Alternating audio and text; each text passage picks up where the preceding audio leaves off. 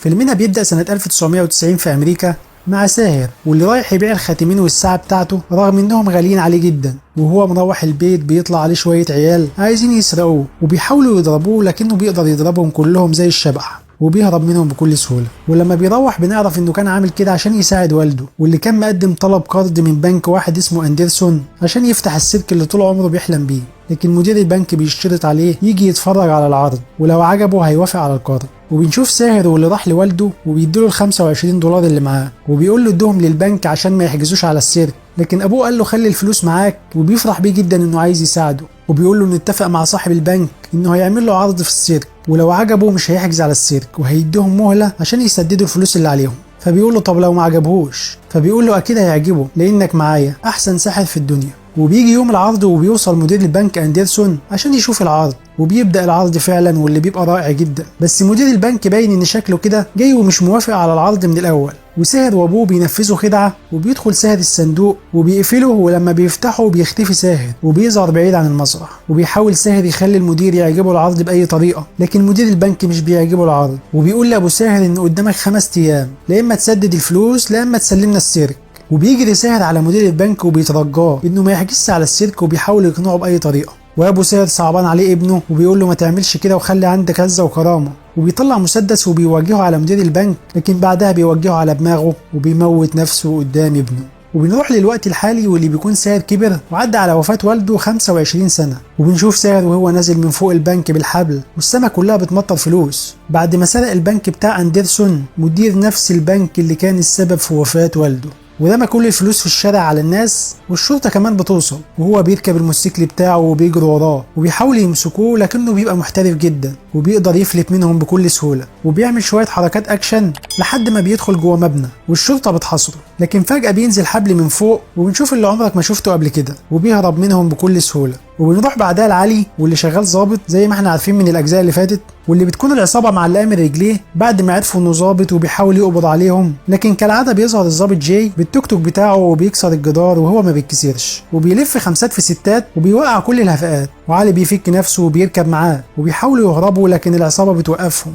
لكن جاي بينزل ضرب فيهم كلهم وبيكسر عظم وشهم عادي خالص. وبنروح لاندرسون واللي بيكلف المحققة فيكتوريا بالتحقيق ومعرفة مين اللي بيسرق البنوك بتاعته، لأن دي تاني مرة في نفس السنة البنك يتسرق، وبعد ما بيتسرق الحرامي بيسيب له جملة يذهبوا إلى الجحيم بالهندي وبيسيب له القناع ده كمان، وبيبقى أندرسون هيتجنن جدا من اللي بيحصل، وبتستعين فيكتوريا بجي وعلي عشان يساعدوها في القضية والقبض على الحرامي بعد ما عرفوا إن هندي. وبنروح لساهر واللي بيكون رجع السيرك بعد ما سدد فلوسه للبنك من الفلوس اللي سرقها وبيجدده من تاني، وبيدور على بنت تقدم عروض معاه في السيرك لكن مش بتعجبه ولا واحدة، وفجأة بتدخل عليه واحدة اسمها عالية والحراس بيحاولوا يمنعوها لكنها بتحاول تقول لهم انها بتعرف تغني وترقص وجاية عشان الوظيفة، وساهر بيقول لها قدامك 5 دقايق لو عجبني العرض بتاعك هقبلك في الوظيفة، وفعلا نجحت تقدم عرض ممتاز وقدرت تلفت نظره، وساهر بيقبلها معاه في السيرك وبنلاحظ انه اعجب بيها. وبعدها بنروح لمقر الشرطة وجي بيقول لمدير البنك ان سرقتين في نفس السنة والحرامي بيسيب لك نفس الجملة ونفس القناع، ده معناه انه يعرفك شخصيا وفي عداء بينكم، وبيقول له ان عنده خطة.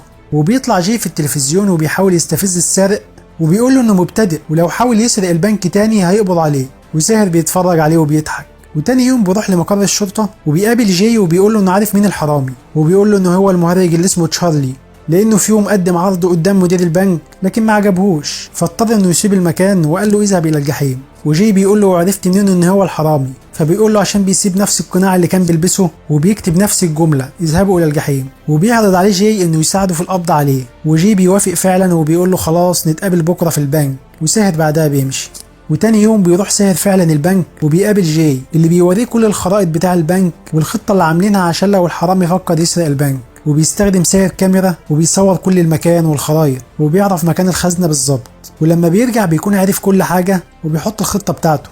وتاني يوم بيكلم جي وبيقول له ان اكيد السرقة هتحصل النهاردة يوم 1 ابريل لانه يوم المهرج، ولما بيروح هو وعلي للبنك بيلاقوا الفلوس نازلة عليهم من السماء والحرامي خلاص سرق البنك، وبيكون ساهر بيحاول يهرب من الحرس لكنهم بيحاصروه فوق المبنى، لكنه بضغطة واحدة بيطير بالحبل وبينزل على الأرض وبياخد الموتوسيكل بتاعه وبيحاول يهرب، والشرطة وراه وجي وعلي لحد ما بيقف على الكوبري والشرطة بتحاصره وبيقفلوا عليه الجسر يعني مفيش مفر للهرب، لكنه بينطلق بأقصى سرعة بالموتوسيكل وبيطير من على الجسر وبيكون عامل تعديل في الموتوسيكل وبيتحول للانش. والشرطة كلها وراه برضه في المية، لحد ما بينزل في المية وبيختفي وهم بيدوروا عليه. لكن فجأة بيطلع من الاتجاه التاني وبيقلب الموتوسيكل تاني لأصله وبيطلع على الأرض. لكن جاي بيركب الطيارة وبيحاول يروح وراه وبيضرب عليه رصاصة وفعلا بتصيبه في ظهره، فبيضطر يدخل نفق عشان يهرب من الطيارة وبينجح فعلا في الهروب. وجاي بيدور عليه لكن مش بيلاقيه، وبيكون ساهر في المسرح وبيقدم العرض بتاعه ومش باين عليه اي اصابه، وبيشك جاي ان ساهر هو الحرامي فبيروح له، والشرطه كلها بتحاصره وبيقول له ان كان في 3 بس هم اللي عارفين خطه تامين البنك،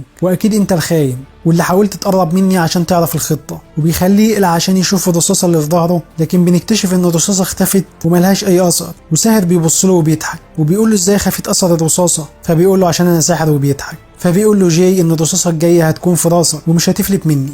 ولما ساهر بيروح البيت بنشوفه وهو قدام المرايه، لكن المفاجاه انها بتبقى مش مرايه وان ده اخوه التوأم سامر، وبنعرف انه مصاب بالتوحد لكنه ذكي جدا. وهو بيعالج اخوه من الرصاصه بيفتكر لما كانوا صغيرين مع بعض وكانوا دايما مع ابوهم وبيساعدوه، وفي يوم هما الاتنين بيتدربوا وبيتسلقوا الحبل بيتقطع وساهر بيقع، لكن سامر بيمسكه في اخر لحظه، وابوه بيقول له مهما حصل اوعى تسيب ايد اخوك. ولما كانوا بيقدموا خدعه الصندوق كان اللي جوه الصندوق سامر، وشاف ابوه وهو بيموت قدامه، وبنعرف ازاي كانوا عايزين ينتقموا لابوهم من مدير البنك من وهم صغيرين. وفعلا لما كبروا كانوا برضه بيستخدموا نفس الخدعه، واحد بيطلع والتاني بيستخبى، ومحدش عارف انهم شخصين مش شخص واحد بس. وبنرجع للوقت الحالي وبنعرف ان ساهر حب عالية جدا واعجب بيها، وهم بيقدموا العرض سوا. وتاني يوم مدير البنك بيطرد علي وجاي بعد ما فشلوا في القبض على اللص، لكن وهم رايحين المطار عشان يسافروا علي بيحاول يقنع جاي انه يرجع ويكملوا المهمة لوحدهم ويحافظوا على اسمهم وسمعتهم، وبيقتنع فعلا جاي وبيقرر يرجع تاني.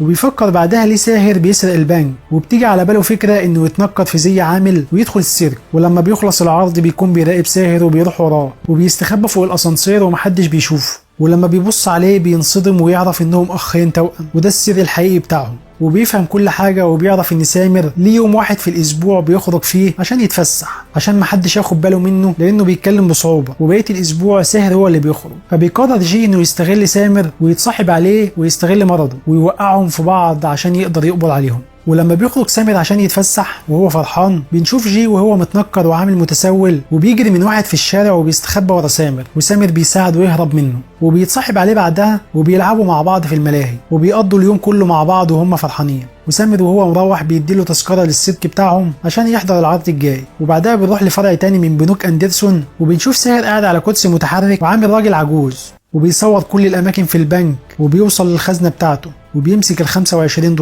وبيوعد ابوه انه هيسرق اخر فرع للبنك، وبعدها البنك هيفلس وهيخسروا كل حاجة وهيتقفل للابد. وبعد اسبوع سامر بيقابل جي تاني وبيقول له انه بيحب عالية جدا، وجي بيحاول يلعب في دماغه وبيقول له يا بخت عالية بساهر. فبينصدم لما يسمع اسم ساهر وبيخاف ان عالية تكون بتحب اخوه وهي ما تعرفش انهم توأم. فبيرجع لاخوه البيت وبيقول له انهم لازم يبدلوا الادوار في العرض، وساهر بيرفض، لكن سامر بيتضايق جدا وبيزعق له، فبيضطر ساهر في النهايه انه يوافق وهو مستغرب جدا من تصرفات اخوه. وفعلا بيقدم سامر العرض وهو فرحان جدا، وبعد العرض ما بيخلص بيمسك ايد عاليه وبيقدمها للجمهور لاول مره، وهي مستغرباه وبتقرب منه وبتحس انه مهتم بيها وبتعرض عليه يخرج معاها وهو بيوافق. وبعدها بيروح يلبس وبيستعد وبيقول لساهر انه هيخرج مع عالية، لكن ساهر بيقول له يا ترى هي بتحب مين فينا، وبيطلب منه يحافظ على سرهم لان خلاص مبقاش غير خطوة واحدة ويقفلوا البنك. وبيقول له انها هتكشفه اول ما تقابله وتعرف انه بيتهته في الكلام، وبيزعق فيه وبيقول له انت هتفضل الظل بتاعي. وسامر بيتضايق منه وبيقول له انا مش ظل حد، وانا اللي بخطط لكل العمليات واذكى منك وانت اللي هتبقى ظلي. فبيضربه بالقلم ودي بتكون اول مره يمد ايده عليه، وبيزعل سامر جدا وبيمشي. وفي نفس الوقت بيكون جي في اجتماع مع الشرطه وبيعرف اندرسون بكل اللي عرفه، وبيقول له ان اللي بيسرق البنك بتاعك هم اولاد الراجل اللي انتحر قدامك بسببك من 25 سنه في السيرك. وسامر وعالية بيكونوا مع بعض وبيعترفوا بحبهم لبعض، وبتمشي بعدها وهو بيودعها. وبعدها بيروح يقابل جاي وهو فرحان وبيحكي له اللي حصل، وبيقول له ان عالية بتحبني انا، لكن ساعتها بيعترف له جاي باللي عمله وبيقول له انه ضابط شرطه، وبيقول له ساهر انت كذاب ولا يمكن تكون صاحبي. وبيقول له جاي انه عارف انهم اخين توأم وانهم اللي بيسرقوا البنك مع بعض. فبينصدم سامر، ولما بيمسك ايد جاي بيشده وبيوقعه على الارض، وبنعرف انه ساهر مش سامر وجاي مصدوم، وبيعرفوا ان هو كان بيراقب اخوه وهو مع عالية، ولما شافه بيسلم عليه شك فيه واكتشف انه ظابط واضطر يخدر اخوه ويخرج مكانه. وساهر بعدها بيربط جاي على قطر الملاهي وبيقول له كان نفسي اشوفك وانت بتموت لكن ورايا سرقة بنك، وبيسيبه ويمشي، وقبل ما يشغل القطر بيكون علي مستخبي وراه وبينقذ جاي في اخر لحظه قبل ما يموت. وسامر وساهر بيكونوا جهزوا كل الخطه واستعدوا عشان يسرقوا اخر فرع، والشرطه بتكون في كل مكان، لكن ساهر وسامر بينجحوا في دخول البنك وبيشغلوا الغاز في المكان كله. وبعد ما بيخرجوا بينفجر اسم البنك بعد ما سرقوا كل فروعه، وبيطلعوا هم متنكرين من المكان. وجي شافهم وهم بيحاولوا يهربوا وبيروحوا وراهم وبيحاولوا يمسكوهم بأي طريقة، لكنهم بيبقوا محترفين جدا ومحدش من الشرطة بيقرب منهم. وجي بيقابل ساهر وبيحاول يحاصره وبيواجهوا بعض، لكن ساهر بيضربه وبيقدر يوقعه، وجي مش قادر يقوم تاني، وكان ساهر هيموته لكنه بيقف في آخر لحظة. وبيتجمعوا هما الاتنين تاني وبيهربوا مع بعض. وتاني يوم وساهر وسامر ماشيين على السد، بتظهر فجأة طيارة قدامهم وبتنزل منها الشرطة، وهم بيحاولوا يهربوا بسرعة بيشوف سامر عالية مع الشرطة وبيبقى مش عايز يسيبها، وبيوصل بعدها كمان جاي وبيحاصرهم من الجهة التانية. وبيقرر ساهر انه ينزل ويروح لجاي ويسلم نفسه، وبيقول له ان دي كل المعلومات في العمليات اللي عملها، وان هو اللي سرق كل حاجه واخوه ملوش ذنب، سيبه خدني مكانه. وفعلا بيوافق جاي على الاتفاق، وبيروح بعدها لاخوه وبيقول له من النهارده مش هتكون ظلي، ولازم واحد يضحي عشان التاني يعيش. ولما بيحاول ينط عشان ينتحر من فوق السد بيلحقه سامر في اخر لحظه وبيمسك ايده، وساهر بيقول له سيبني، لكن سامر بيرفض يسيبه، وبيفكروا بكلمه ابوهم لما قال لهم مهما حصل اوعى تسيب ايد اخوك. وبيقرر هو كمان ينط معاه من فوق السد، وهما بيبصوا لبعض وبيفتكروا كل لحظاتهم سوا، وبعدها بيموتوا سوا. وبعدها بنعرف ان البنك اعلن افلاسه وقفل، وعالية بتكمل المسيرة وبتكمل العروض في السيرك بتاعهم. وبكده بينتهي الجزء الثالث من سلسلة دوم. يا رب لو عجبك اعمل لنا لايك عشان بيساعد، ولو لسه ما اشتركتش في القناة اشترك وفعل الجرس عشان يوصلك كل الافلام الجديدة. سلام.